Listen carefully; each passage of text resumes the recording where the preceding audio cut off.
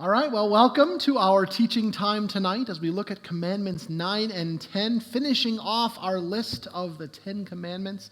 It's been a good long chunk that you guys have stuck through as we go through 1 through 8. We're going to finish those off today, and then next week we're going to move on to something different that we'll talk about as we get to the end of tonight's time. But first, as again, we want to practice our commandments because it's important for us to kind of internalize these, right? We want to try to learn the commandments so that as we live our lives, we can use them as touchstones for understanding how we're supposed to treat one another and relate to God. So let's review what we have learned so far. We've gotten commandments 1 through 8. A little hint for you before we get started. Often people think of the first 3 commandments as focusing mainly on our relationship to God, and then the rest of the commandments tend to deal with our relationship with one another. Now, of course, as we've talked about, that's not entirely accurate because things that we do also relate to things like the Sabbath and not taking God's name in vain, that kind of thing. But in general, first 3 commandments are about a relationship to God. Last bunch are about a relationship to everyone else. So let's try it out, see if we can remember things. What's the first commandment? I am the Lord your God. You shall have no other gods. Right. Second commandment. What do we do with God's name? You shall not make wrongful use of the name of the Lord your God. Right? Third commandment also has to do a bit with God, although not directly necessarily. Has to do with the day of the week. Remember the Sabbath and keep it holy. Good. Now we're jumping into those commandments that have to do more with our relationship to other people. And a good way to remember this, the first commandment that has to do with our relationship to other people has to do with the first people that we ever really get to know. What's the fourth commandment? Honor your father and your mother. All right. Now we start jumping into things that telling us what we should not do in our relationship with one another, right? So what's the first thing that we shall not do? You shall not kill. Right. Sixth commandment, what comes after that? You shall not kill. What else are we not supposed to do? Have to do with being loyal to someone? You shall not commit adultery. Right. No cheating on your spouse, no cheating on your relationships with other people. Now, the seventh and eighth commandment we had last week, you shall not steal. Honor one another's property, making sure that we are not taking advantage of our neighbors in dishonest ways. And the eighth commandment that we got last week as well, you shall not bear false witness against your neighbor. You shall not lie. You shall not pass along things that are lies, right?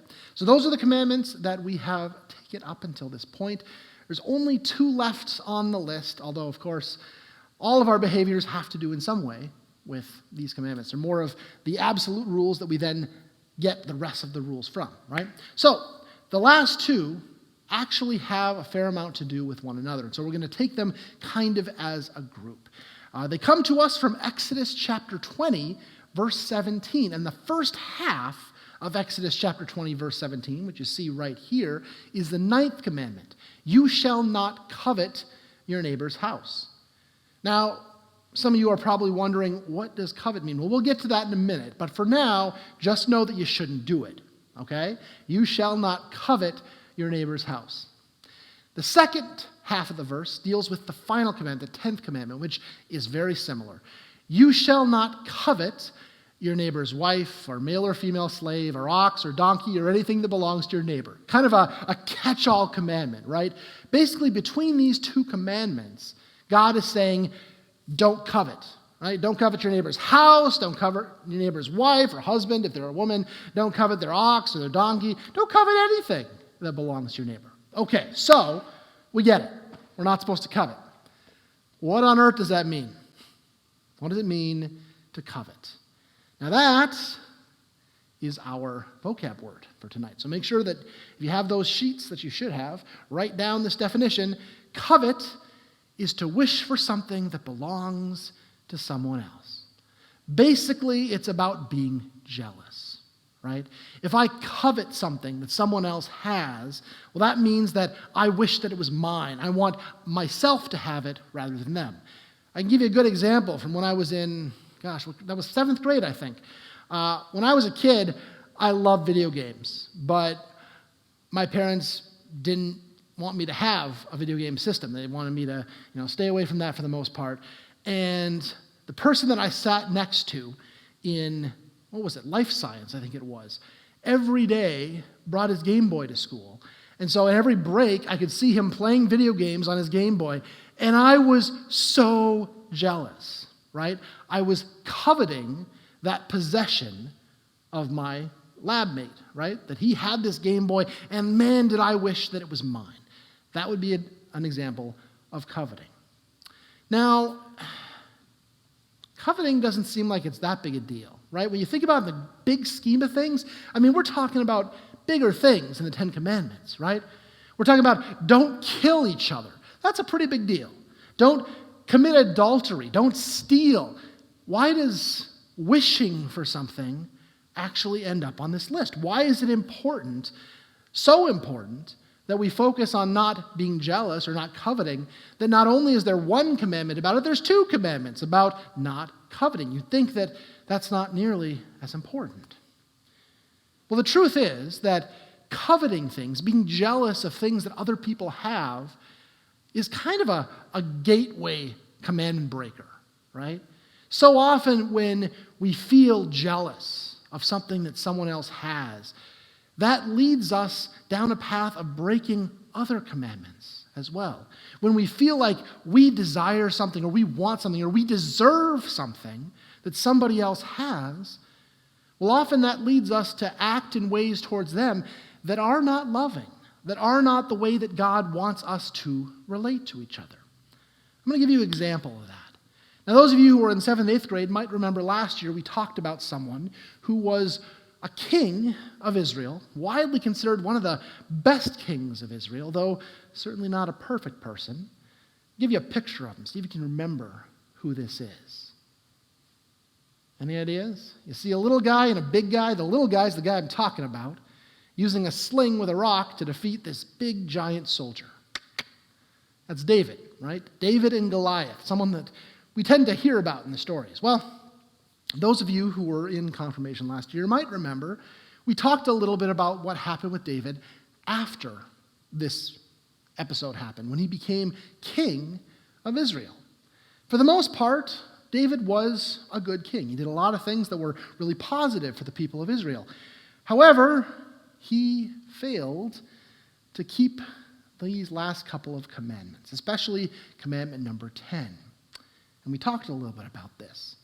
He coveted the wife of one of his soldiers. There's a story in the Bible of how he sees Bathsheba, the name of this woman who was the wife of one of his soldiers, bathing on the roof. And he is so captured by her beauty that he finds himself coveting her. He wants to be in a relationship with her, but she's not his wife. In fact, she's the wife of someone else who's loyal to him. Well, his coveting leads him down a road that ends up breaking a bunch of these commandments. He does sleep with her, which means he breaks commandment number 6, you shall not commit adultery. Then he lies about it, breaking what? Commandment number 8, you shall not bear false witness against your neighbor. And then finally, when he still hasn't been able to get himself out of the situation, he ends up arranging that his soldier, Uriah, his loyal soldier, who is married to Bathsheba, being killed on the front lines in battle intentionally by this order of King David, breaking the 5th commandment, you shall not kill. Now, David was not this evil, terrible guy. He was a pretty good guy by all accounts. And yet, his jealousy, his covetousness, breaking that final commandment, led him down a road that caused him to break a number of other commandments, doing untold damage, both obviously to Uriah, who ended up dead, but also to his relationship with the rest of his soldiers, with Bathsheba, with his relationship to God. All of these things were damaged because of this kind of gateway commandment breaking that he had with covetousness. So it's important to remember that, being jealous of something that someone has might seem relatively minor when compared to murder, but it has a way of capturing us, right? Of getting us to do things that we ordinarily wouldn't do to each other. And so think about that as we, again, go through our lives at school, at home. What are the ways that we find that jealousy kind of creeping into our hearts in ways that cause us to act out in ways we wouldn't usually do? So, Commandments 9 and 10, seemingly relatively simple. Don't covet your neighbor's house or wife or ox, animals, all that kind of stuff. Don't be jealous. Making up both those two final commandments. Now, before I jump into it, I've got a little kind of game I want to play with figuring out some situations and how the commandments affect them. Let's review one more time the commandments 1 through 10 that we've learned together the last few weeks. So this is, again, something that's going to be on the test once we get to it. And it's just good for us to know as we go through our lives as followers of Jesus. So, first 3 commandments having to do with God. What do we got? Commandment number 1, you shall have no other gods. Commandment number 2, you shall not make wrongful use of the name of the Lord your God. Commandment 3, remember the Sabbath and keep it holy. Commandment 4, who should you honor? Honor your father and honor your mother. Commandment number 5, you shall not kill. Commandment number 6, you shall not commit adultery. Commandment number 7, you shall not steal. Commandment number 8, you shall not bear false witness or lie against your neighbor. Commandment number 9, you shall not covet your neighbor's house. And commandment number 10, you shall not covet your neighbor's wife or male or female slave or ox or donkey or anything else that belongs to your neighbor.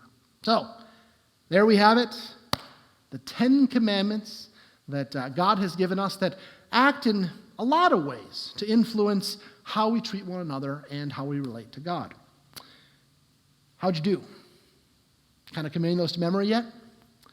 Well, what I would like to do now as we kind of bring this time together to a close when it relates to the 10 commandments, I want to look at a few situations that I encountered when I was about your age in middle school and what commandments might have gotten broken in the way that I or other people related to each other. So, you see up on the screen here a list of the 10 commandments. The wording's a little bit different in some of them. Like, for example, commandment number 2, you shall not take the name of the Lord your God in vain, which is basically the same thing as don't make wrongful use of it, right? Don't use it in a way that you're not supposed to. But these are the 10 commandments. So keep an eye on those. I'm going to tell you a situation that I was in when I was in middle school. So I was someone who played cello when I was a kid. Played cello from when I was 5 years old until I was 18 years old. And I couldn't stand it.